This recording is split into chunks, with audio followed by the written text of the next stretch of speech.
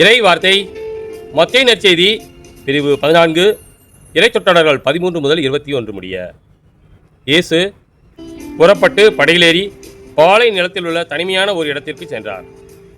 இதை கேள்விப்பட்ட திரளான மக்கள் ஊர்களிலிருந்து கால்நடையாக அவரை பின்தொடர்ந்தனர். இயேசு அங்கு சென்றபோது பெருந்திரளான மக்களைக் கண்டு அவர்கள் மீது பரிவு கொண்டார். அவரிடையே உடல் நலமற்றிருந்தோரை குணமாக்கினார்.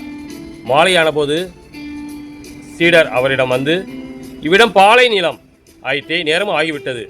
ஊர்களுக்கு சென்று தங்களுக்கு தேவையான உணவு வாங்கிக் கொள்ள மக்கள் கூட்டத்திலே அனுப்பிவிடும் என்றனர். இயேசு அவரிடம், அவர்கள் செல்ல வேண்டியதில்லை, நீங்களே அவர்களுக்கு உணவு கொடுங்கள் என்றார். ஆனால் அவர்கள் அவரை பார்த்து, எங்களிடம் இங்கே 5 அப்பங்களும் 2 மீன்களும் தவிர வேறு எதுவும் இல்லை என்றார்கள். அவர் அவற்றை என்னிடம் இங்கே கொண்டு வாருங்கள் என்றார். மக்களை புல் தரையில் அமருமாறு ஆணையிட்டார். அவர் அந்த 5 அப்பங்களையும் 2 மீன்களையும் எடுத்து வானத்தை அன்னார்ந்து பார்த்து கடவுளை போற்றி அப்பங்களை பிட்டு சீடரிடம் கொடுத்தார். சீடர்களும் மக்களுக்கு கொடுத்தார்கள். அனைவரும் வயிறார உண்டனர்.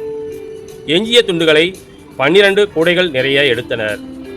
பெண்களும் சிறு பிள்ளைகளும் நீங்களாக உணவு உண்ட ஆண்களின் தொகை ஏறத்தாழ 5000.